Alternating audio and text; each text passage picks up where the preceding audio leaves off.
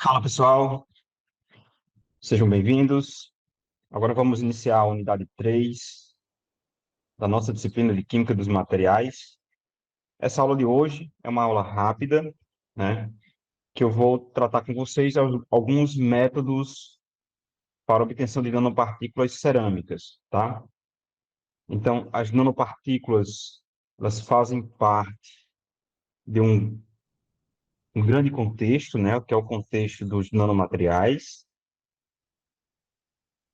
E dentre as nanopartículas, nós temos as nanopartículas de materiais cerâmicos, tá? Assim como temos também nanopartículas de metais, de polímeros, de compósitos, nós temos dos cerâmicos. Eu vou tratar 5 métodos, né? Que são métodos mais clássicos para obtenção das nanopartículas. Vou falar um pouco sobre aplicações dos nanomateriais e alguns métodos de síntese. Então, os nanomateriais, né, são os materiais que a gente chama de materiais em nanoescala, ou materiais de nanoengenharia. Então, o nano, né, é uma dimensão que nos remete a um tamanho de até 100 nanômetros, ou 100 nanômetros. Então, todos os materiais que têm, né, são constituídos por partículas, tubos, fios, né, ah, com tamanho, com pelo menos uma das suas dimensões, de até 100 nanômetros ou 100 nanômetros, esses são os nanomateriais, tá? E aí, além dessa classificação, dessa definição que é da IUPAC, todo material que apresenta, em comparação com materiais tradicionais, apresenta propriedades mais sofisticadas, né? Esses também podem ser considerados de nanomateriais, tá? E aí, dentro desse volume de nanomateriais, nós temos materiais de diferentes formas. Uma delas são as nanopartículas, tá? Porque nós temos nanofios, nanotubos, nanogaiolas, tá? Nanotúbulos, nanoplacas, tá? E temos as nanopartículas. Mas, de modo geral, os nanomateriais eles são extremamente importantes porque eles conseguem, né, entregar produtos, processos, materiais com características melhoradas, né?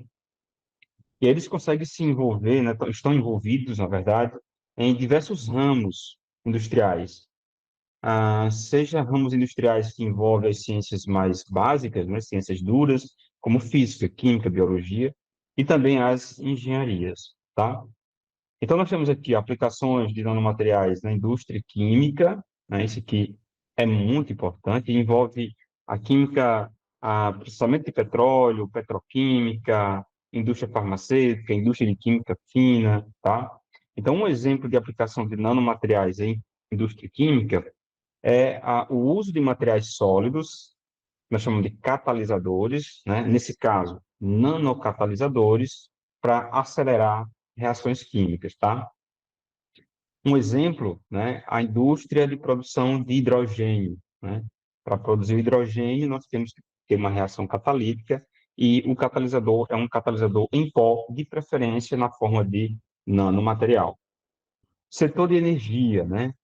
Setor de energia, nós temos o exemplo da produção do hidrogênio, para ser usado como combustível em célula combustível, por exemplo, de óxido sólido. Nós temos o exemplo de aplicação de nanomateriais na produção de painéis solares, na produção de placas fotovoltaicas para geração de energia elétrica, tá? Indústria eletrônica, né, a fabricação de placas de computadores, chips e etc.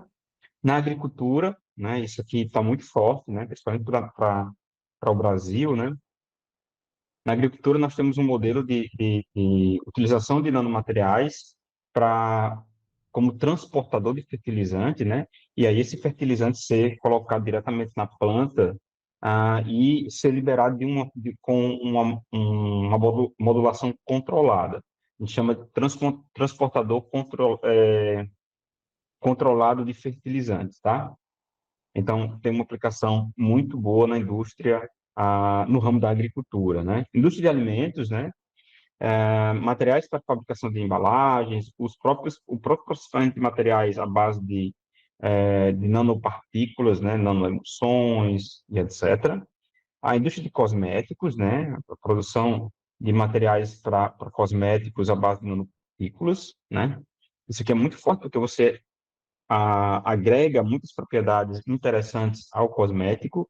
Indústria farmacêutica, que está dentro do ramo de indústria de química fina, então a produção de fármacos, no geral, envolve uma reação catalítica que a gente usa um nanocatalisador, né, para a obtenção de um material mais puro, ou tem uma seletividade melhor, um determinado produto e etc.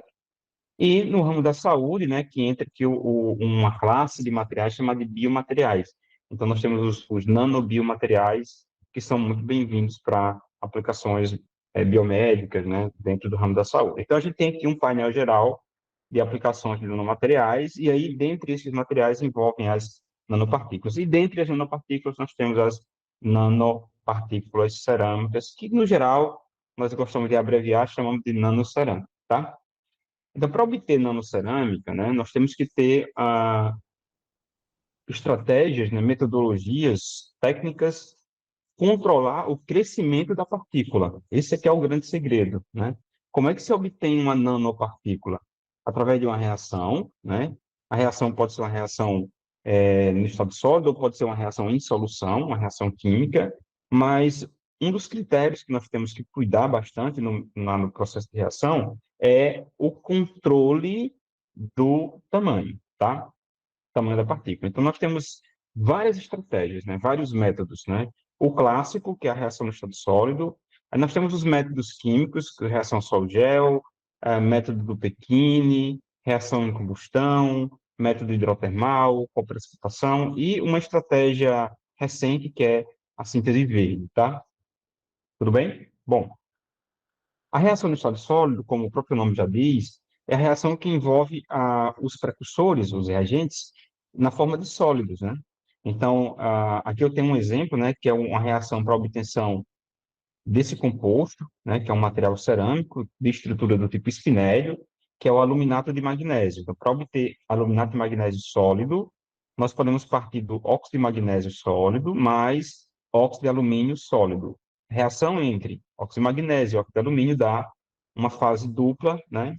Na verdade, um composto com dois sítios, né? Com dois elementos, que é um espinélio, que é o aluminato de magnésio. A reação consiste em fazer com que as partículas dos materiais individuais elas sofram uma coalescência, né, e os elementos constituintes eles possam sofrer difusão de uma partícula para outra, formando um material misto, né? Então, como a reação no estado sólido, nós temos uma limitação muito grande de difusão. E para aumentar essa difusão entre os constituintes, né, os reagentes, nós precisamos ter condições mais severas de variáveis de reação, como, por exemplo, a temperatura. Essa é uma reação que exige muito aquecimento. Por exemplo, para produzir o aluminato de magnésio, com partículas de magnésio e de alumina, nós temos que ter uma temperatura na região de 1.600 graus Celsius, tá? Então, é uma reação que precisa de muito calor para que possa acontecer. E aí a gente obtém aqui o composto misto, né, que é o aluminato de magnésio. Esse método é um método de reação de estado sólido, e os outros a gente chama de métodos químicos, né?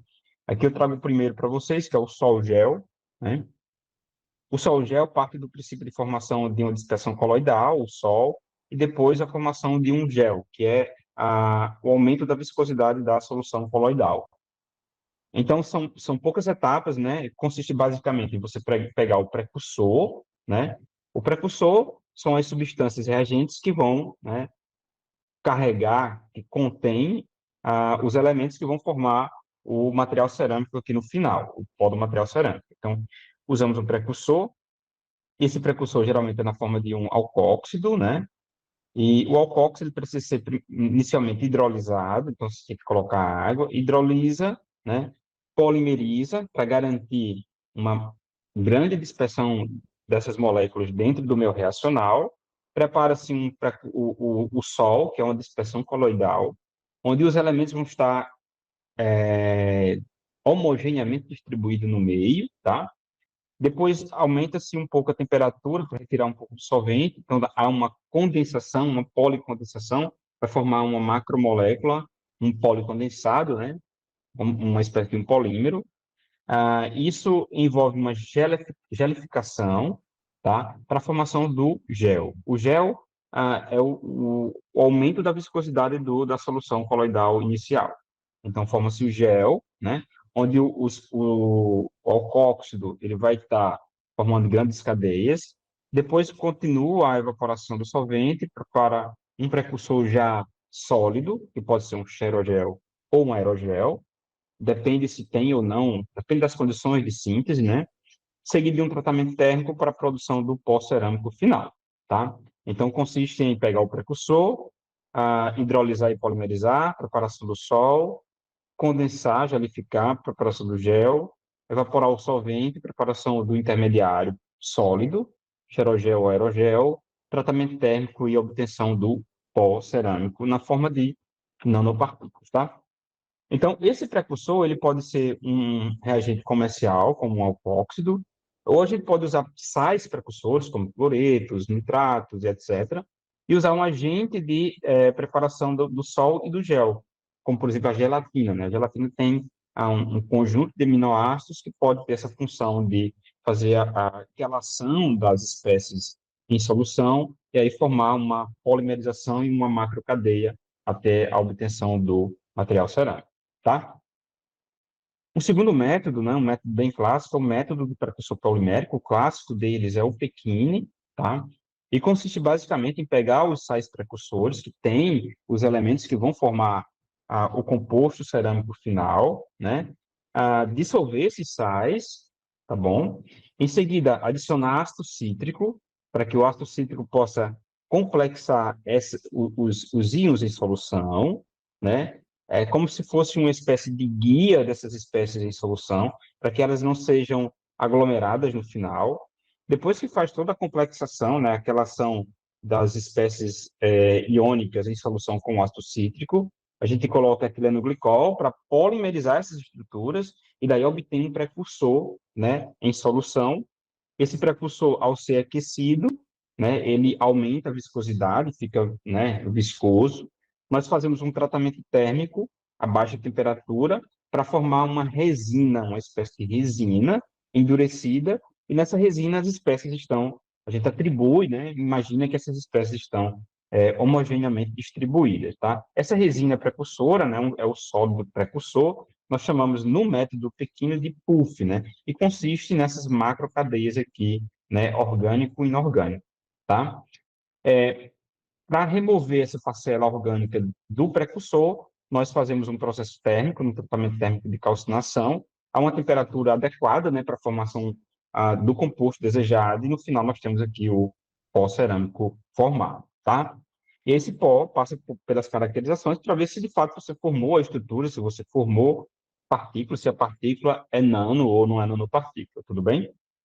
Bom, o método da combustão é um método que tem um princípio um pouco diferente, né? A gente prepara o precursor, os sais, junto com um material combustível, que é um composto orgânico.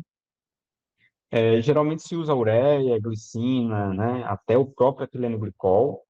E esse precursor ele é aquecido, né? A gente deixa homogeneizar tudo e levamos para combustão. Essa combustão ela pode ser feita em um forno convencional, tipo mufla, tá? Ou em um forno micro-ondas adaptado, tá?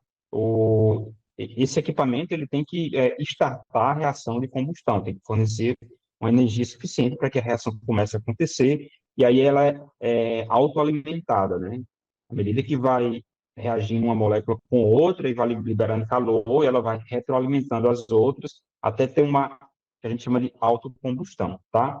E no final a gente tem aqui, né, ó, a gente parte da mistura, né, leva na combustão, né, entra em combustão, as temperaturas geralmente são altíssimas, e no final tem o pó cerâmico já pronto, né? Você não precisa ter uma outra etapa de tratamento técnico. Isso aqui é o legal do método da combustão, tá? E para fechar, a síntese verde, basicamente, a gente substitui, né, os solventes, né, os precursores mais comerciais, né, mais tóxicos, por substâncias obtidas a partir de fontes verdes, né?